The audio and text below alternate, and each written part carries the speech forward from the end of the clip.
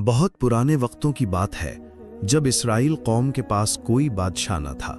हर कबीला अपनी जमीन पर बिखरा हुआ रहता और हर कोई अपनी आंखों में जो ठीक लगता वही करता। ये वो दौर था जिसे काजियों का जमाना कहा जाता है। एक जगह अमन होता तो दूसरी जगह लड़ाइयां भड़क जातीं। कभी फिलिस्ती हमला करते, कभी मुआबी सरहद पर शोर मचाते। ऐसे में बनी इसराइल को वक्तन फवक्तन ऐसे रहनुमा मिलते जो खुदा के हुक्म से उनके लिए काजी बनते और उनकी रहनुमाई करते। उन्हीं काजियों में से एक था इब्सान, जो बैतलहम का रहने वाला था। बैतलहम उस वक्त एक छोटा मगर जरखेज कस्बा था। गंदुम के खेत लहलहाते, जैतून के दरख्त साया देते और अंगूर की बेलें दीवारों को ढांप लेती थीं। मगर इस खूबसूरती के पीछे एक गहरी बेचैनी छुपी थी। कबीलों के बीच दुश्मनियां, रिश्तों के झगड़े और नस्ल दर नस्ल चली आने वाली नफरतें वक्तन फवक्तन सर उठातीं। ऐसे में इब्सान अपनी सादा मगर हिकमत भरी शख्सियत के साथ सामने आया। इब्सान एक दराज कामत और बावकार आदमी था। उसके चेहरे पर हमेशा सुकून की झलक रहती और आंखों में एक नरमी थी जो दिलों को मुतमईन कर देती। वो खेतों में किसानों के साथ काम करता, बाजार में आम लोगों से बातें करता और कभी छोटे बच्चों के साथ बैठकर उनको पुरानी कहानियां सुनाता। लेकिन उसकी सबसे बड़ी पहचान उसका खानदान था।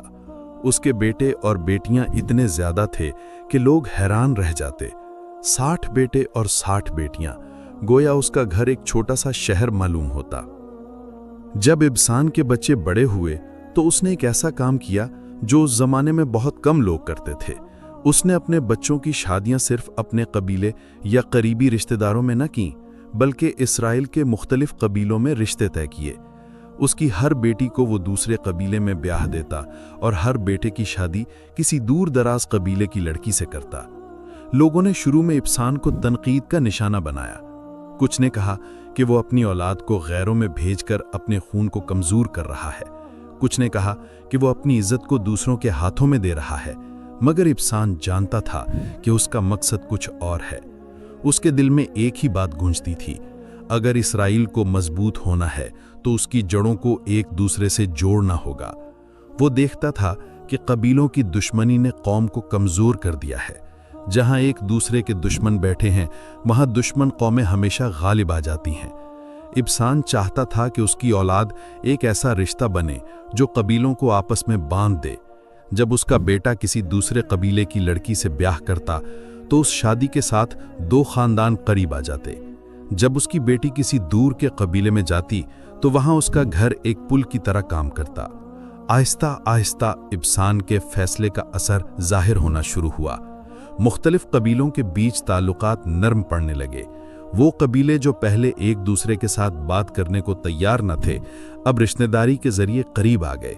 जहां पहले नफरत की दीवारें थीं, वहां अब खानदान के रिश्ते खड़े हो गए। लोग देखने लगे कि इब्सान ने जो कुछ किया वो बेवकूफ़ी नहीं बल्कि हिकमत थी। मगर ये सब आसान न था। हर शादी के साथ एक नई कहानी, एक नया इम्तहान जुड़ा होता। बाज़ कबीलों ने शुरू में इब्सान के बच्चों को कबूल करने से इनकार किया। कभी दुल्हन के वालिदैन ने अपनी बेटी को इब्सान के बेटे के साथ देने से इनकार किया, तो कभी दूल्हे के रिश्तेदारों ने नई दुल्हन को अपने कबीले में लाने पर झगड़ा किया। ऐसे मौके पर इब्सान खुद दरमियान में खड़ा होता, नर्म अल्फाज और मजबूत दलीलों से बात को सुलझाता। उसके लहजे में वो सुकून होता कि झगड़ालू भी खामोश हो जाते। ऐसे कई मौके आए जब कबीले एक दूसरे पर तलवारें उठाने को थे, मगर इब्सान ने रिश्ते का हवाला देकर सबको थाम लिया। वो कहता, याद रखो, तुम्हारा खून अब मेरा खून है और मेरा खून तुम्हारा। अगर तुम लड़ोगे तो ये दुश्मनी तुम्हारे अपने घरों को जलाएगी। और लोग सोचने पर मजबूर हो जाते। साल गुजरते गए और इब्सान की हिकमत और उसके खानदान का जाल फैलता गया। बैतलहम की फिजाओं में एक नया सुकून आने लगा। ज़ायरीन जो दूसरे शहरों से आते वो हैरान होते कि यहाँ मुख्तलिफ कबीले एक दूसरे से मोहब्बत के साथ रहते हैं, और वो सब जानते थे कि इसकी जड़ इब्सान के फैसलों में है। मगर इब्सान की जिंदगी सिर्फ सुकून से नहीं भरी थी। 60 बच्चों का वालिद होना आसान न था। हर दिन एक नई जिम्मेदारी, एक नया इम्तहान लेकर आता। कभी किसी बेटे के दरमियान झगड़ा हो जाता, कभी किसी बेटी के ससुराल में मसला खड़ा हो जाता, मगर इब्सान हमेशा एक शफीक वालिद की तरह उन सबको संभालता। उसकी रातें लंबी दुआओं में गुजरतीं। वो जानता था कि इतने बड़े खानदान का बोझ अपनी ताकत से नहीं उठाया जा सकता, ये सिर्फ खुदा की मदद से मुमकिन है। यही वो वक्त था जब कौम ने इब्सान को अपना काजी मान लिया। न सिर्फ उसकी अपनी औलाद बल्कि पूरे इसराइल के लोग उसको एक रहनुमा के तौर पर देखने लगे। उसके फैसले मुनसिफाना थे, उसकी नसीहतें नर्म मगर मजबूत थीं और उसकी मौजूदगी एक उम्मीद की किरण थी। वक्त के कदम कभी नहीं रुकते। बैतलहम के खेत फिर लहलहा उठे। जैतून के दरख्तों ने मजीद शाखें फैलाईं, मगर इब्सान के बालों ने चांदी उतर आई।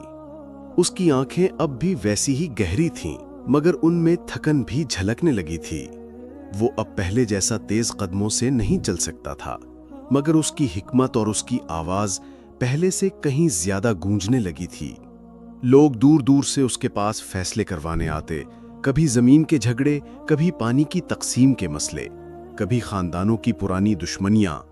इब्सान सबको सब्र से सुनता, फिर एक ऐसा फैसला करता जिसमें इंसाफ भी होता और नरमी भी।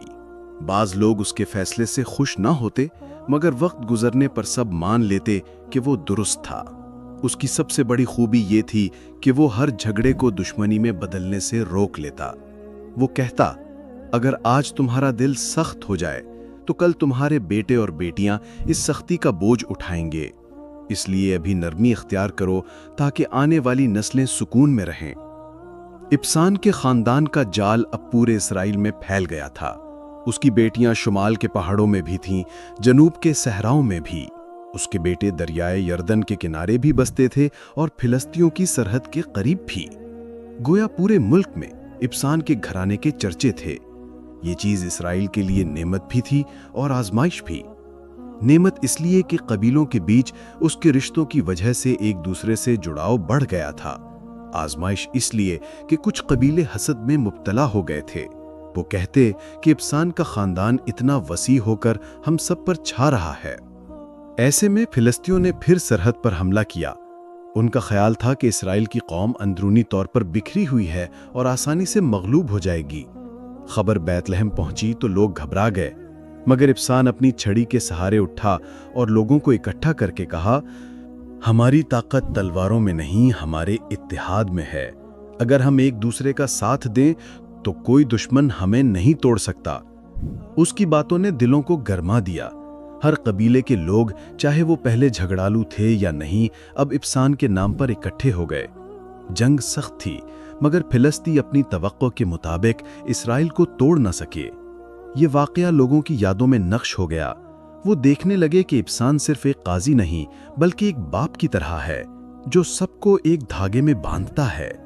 लेकिन इब्सान खुद जानता था कि उसकी उम्र अब ज्यादा बाकी नहीं। रातों को वो अपने खैमे के बाहर बैठकर आसमान की तरफ देखता। उसके सामने सितारे चमकते और वो सोचता कि जैसे ये सब आसमानी नुक्ते एक दूसरे से जुड़े हैं और एक बड़ा मंजर बनाते हैं, वैसे ही इंसानों की जिंदगियां भी जुड़ी हैं। उसने अपने बच्चों को बुलाया और कहा, याद रखो, तुम्हारे रिश्ते ही तुम्हारी ताकत हैं। कभी एक दूसरे से मुंह ना मोड़ना।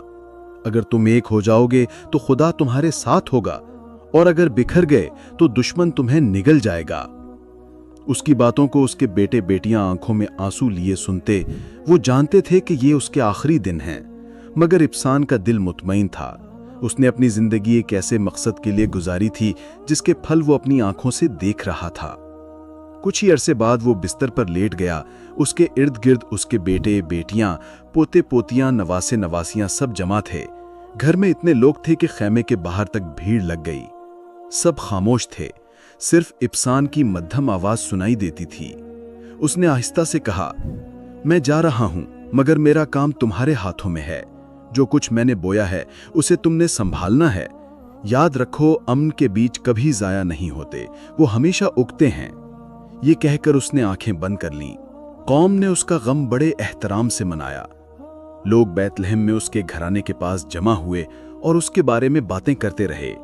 कोई कहता वो एक काजी था जिसने हमें इंसाफ दिया, कोई कहता वो एक बात था जिसने कबीलों को जोड़ा, और कोई कहता वो एक चिराग था जिसने अंधेरों में रोशनी दिखाई। ابسان کی موت کے بعد بھی اس کے خاندان نے اس کے اصولوں کو آگے بڑھایا۔ اس کے بیٹوں اور بیٹیوں نے اپنے اپنے قبیلوں میں محبت اور صلح کو قائم رکھنے کی کوشش کی۔ یوں ابسان کا اثر اس کی موت کے بعد بھی زندہ رہا۔ وقت گزرتا گیا، قبیلے پھر مشکلات کا شکار ہوئے، دشمن پھر حملے کرتے رہے، مگر لوگ جب بھی امن کے بارے میں سوچتے تو انہیں ابسان یاد آتا۔ اس کی کہانی نسل در نسل سنائی جانے لگی۔ مائیں اپنے بچوں کو اس کی مثال دیتیں اور باپ اپنے بیٹوں کو نصیحت کرتے کہ ایسا بنو جیسے ابسان تھا، جو اپنے ہی گھر کی فکر میں نہیں رہا بلکہ سب کو اپنا گھر سمجھا۔ یوں قاضی ابسان کی زندگی ایک گواہی بن گئی۔ اس نے کوئی بڑی جنگ نہ جیتی، نہ بڑے قلعے تعمیر کیے، مگر اس نے دلوں کو جوڑا، اور یہی اس کی اصل کامیابی تھی۔